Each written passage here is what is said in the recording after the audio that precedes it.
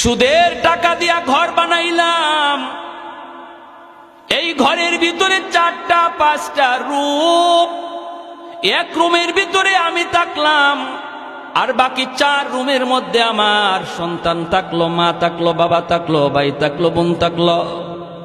আল্লাহ পাক রব্বুল আলামিন এই 5টা রুমের হিসাব আপনার কাছ থেকে একা নিব। যারা ছিল এরা ফাও ফাও ছিল, এদের কোনো হিসাব নাই, হিসাব দিবে তুমি একা।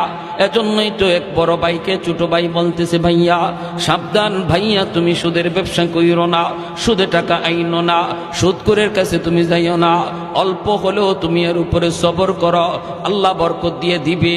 বড় ভাই কই চুপ থাক, তুই মাদ্রাসায় গেছো মাত্র, এখনই পণ্ডিতি কইরো না, এখনো কিন্তু বড় হুজুর হও নাই, চুপ কর, তুই বেশি কথা বলবি না।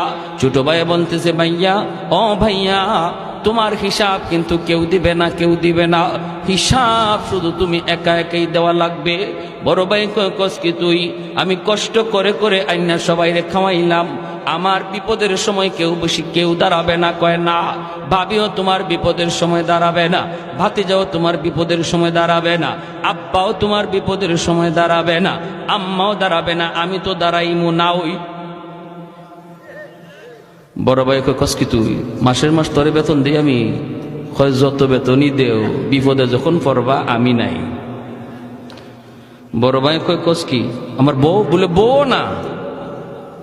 কয় দূর হর, আমি এত কষ্ট করে ফালতেছি, আমার বিপদে দাঁড়াইবো না? কত দুনিয়াতে পরীক্ষা করবা?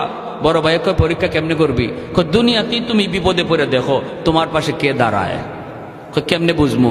কয় তুমি মরা মানুষের বান ধইরা বিছানায় পড়ে যাইও, বাকিটা শুধু খালি শুনবা কে কি কয়। আচ্ছা ঠিক আছে। বড় ভাইরে ছোট ভাই নিয়ে যাইতেছে, বট গাছের তলে যাওয়া মাত্রই বড় ভাই পড়ে গেছে।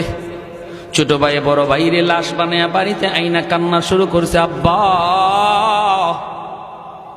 ও ভাবি ও মা, কিরে কি হয়েছে? কই ভাইয়া মইরা গেছে। কেমনে? কয় জানি না। বট গাছের তলে যাওয়া মাত্রই দেখা যায় ভাইয়া মাটিতে পড়ে গেছে। ও আব্বা গো কয়ে ছোট ভাই কাঁদতেছে, বড় ভাই মরে গেছে। ভাবি আইসা স্বামীর লাশের পাশে আইসা ভাবি কাঁদতেছে, এইভাবে তার বাতি যাওয়ায় কাঁদতেছে। সবাই তো কান্দে, বাবাও কান্দে, মাও কান্দে।